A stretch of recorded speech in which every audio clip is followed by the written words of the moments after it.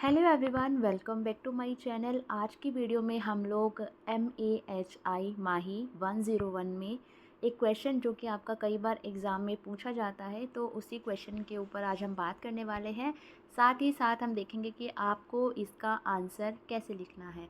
तो यहाँ पे प्रश्न 1 है, उत्तरी और मध्य चीन की शांग सभ्यता पर टिप्पणी कीजिए। शांग सभ्यता के ऊपर प्रश्न आता ही आता है, चाहे तो आप जो पुराने प्रश्न हैं, प्रश्न पत्र हैं, वो आप देख सकते हैं। तो शांग सभ्यता के बारे में पूछा गया है, जो कि चाइना की सभ्यता थी।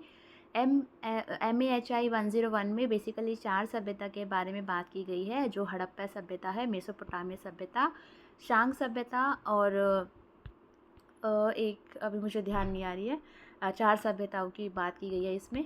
तो यहाँ पर है, शांग सभ्यता चीनी इतिहास के महत्वपूर्ण पहलुओं में से एक है, जिसने उत्तरी और मध्य चीन क्षेत्र में अपनी पहचान बनाई।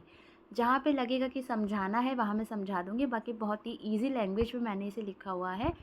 आगे है, यह सभ्यता चीनी सभ्यता की प्राचीनतम और प्रमुख सभ्यताओं में से एक है, जिसने उसके सामाजिक, आर्थिक और सांस्कृतिक विकास की प्रक्रिया को प्रकट किया। उत्तरी और मध्य चीन क्षेत्रों में शांग सभ्यता के प्रमुख पहलुओं को विस्तारपूर्वक जानने का प्रयास करते हैं। आगे बताया गया है बेसिकली इस शांग सभ्यता के बारे में। तो यहाँ पर है, भौगोलिक स्थिति और पर्यावरण कैसा था शांग सभ्यता का। शांग सभ्यता उत्तरी चीन के हेनान प्रांत में स्थित रही है।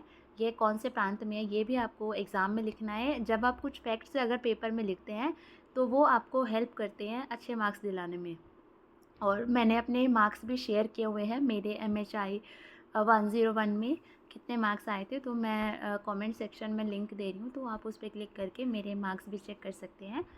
यह क्षेत्र तटीय और नदीगामी होने के कारण कृषि और वाणिज्यिक गतिविधियों के लिए उपयुक्त था। हेनान के समीप समुद्र और नदियों के किनारे की उपस्थिति ने व्यापारिक विकास को प्रोत्साहित किया।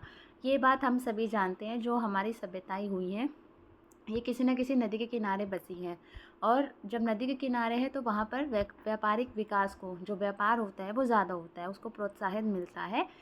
तो यहाँ पर भी कुछ ऐसा ही हुआ, और इसने शांग सम्राटों को संसाधनों के साथ नियोजित व्यवस्था की आवश्यकता पैदा की। यह भौगोलिक परिस्थितियाँ थी उस समय शांग सभ्यता के सामाजिक और आर्थिक निर्माण में महत्वपूर्ण भूमिका निभाई। उसके बाद है, इसका राजनीतिक संगठन कैसा था। शांग सभ्यता का राजनीतिक और संगठनात्मक प्रणाली जो थी वो महत्वपूर्ण थी। यह समाज को परंपरागत तरीकों से आवश्यक सेवाएं और सुरक्षा प्रदान करने में मदद करता था। उसकी जो प्रणाली थी, ठीक है, तो वो उनको जो आवश्यक सेवाएं हैं उसके बारे में वो उनको मदद करता था परंपरागत तरीकों से अवगत कराने में। शांग सम्राटों ने अपने साम्राज्य को प्रभुत्वपूर्ण नगरों में विभाजित किया, जो शासकीय और धार्मिक केंद्रों के रूप में कार्य करते थे।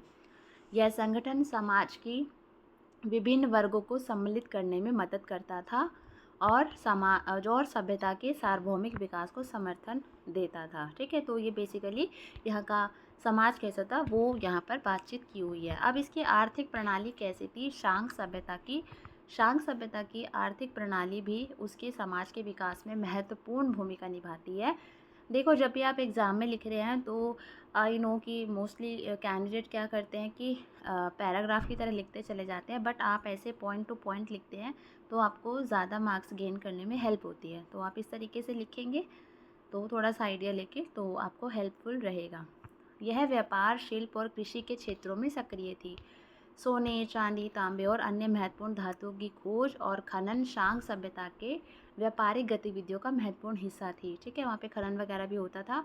शिल्पकला में भी वहाँ पर विकास हुआ, और सुनहली सामग्री से बने आभूषण, अस्त्रों और अन्य आवश्यक वस्त्र जो है समृद्धि का वहाँ पर प्रतीक थे। उसके बाद है, यहाँ की सांस्कृतिक धरोहर कैसी थी। तो शांग सभ्यता की सांस्कृतिक धरोहर भी उत्तरी और मध्य चीन क्षेत्र में अपनी विशेष पहचान छोड़ी। यह सभ्यता विभिन्न काल रूपों, शैलियों और कला विकास की प्रक्रिया को प्रकट करती थी। चांदी के पत्रक हो, मुद्राएं, मूर्तिकला और अन्य कला शांग सभ्यता की सांस्कृतिक धरोहर का महत्वपूर्ण हिस्सा थे। उसके बाद हमारा है धार्मिक अनुष्ठान और यज्ञ। हमें शांग सभ्यता के बारे में बेसिकली डिफ़ाइन करना है।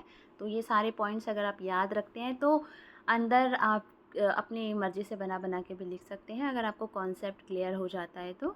उसके बाद है धार्मिक अनुष्ठान की शांग सभ्यता के जीवन में महत्वपूर्ण हिस्सा था। यहाँ पर विभिन्न प्रकार के यज्ञ और पूजा कार्यक्रम क्या है आयोजित किए जाते थे, जो समाज की एकता और धार्मिक अवगति को बढ़ावा देते थे। ये जो यज्ञ और पूजा समाज के विभिन्न वर्गों के लोगों को एक साथ लाने का क्या थे माध्यम थे, और सामाजिक संरचना को मजबूती देने में मदद करते थे। उसके बाद है यहाँ की शिक्षा और ज्ञान। तो शांग सभ्यता में शिक्षा और ज्ञान की महत्वपूर्ण भूमिका थी। शिक्षा केंद्रों के रूप में विशिष्ट स्थानों पर विद्यालय और शिक्षक उपलब्ध थे, जो युवा पीढ़ी को विभिन्न कला, विज्ञान और धार्मिक ज्ञान का आदान प्रदान करते थे। ज्ञान के साथ साथ यह समाज के विकास में भी महत्वपूर्ण भूमिका निभाता था। अब हम लास्ट में इसका समापन करेंगे, जिसका हम निष्कर्ष भी कहते हैं कि शांग सभ्यता उत्तरी और मध्य चीन के क्षेत्रों में एक महत्वपूर्ण थी, जो विभिन्न क्षेत्रों में जैसे सामाजिक, आर्थिक और सांस्कृतिक विकास की प्रक्रिया को प्रकट करती थी। इस सभ्यता के प्रमुख पहलुओं ने चीनी सभ्यता के विकास में महत्वपूर्ण भूमिका निभाई और उसकी आधुनिक सांस्कृतिक पहचान में महत्वपूर्ण संरचना प्रदान की। आप इस वीडियो को दोबारा देखेंगे तो आपको और अच्छे से क्लियर हो जाएगा। बाकी की वीडियोस भी आएंगे, तो please don't forget to share, like and subscribe. अगर आप कोई क्वेश्चन चाहते हैं कि जिस पे मैं आंसर के थ्रू आपको वीडियो प्रोवाइड कराऊँ, तो आप डेफिनेटली क्वेश्चन कमेंट सेक्शन में टाइप कर सकते हैं। Thank you.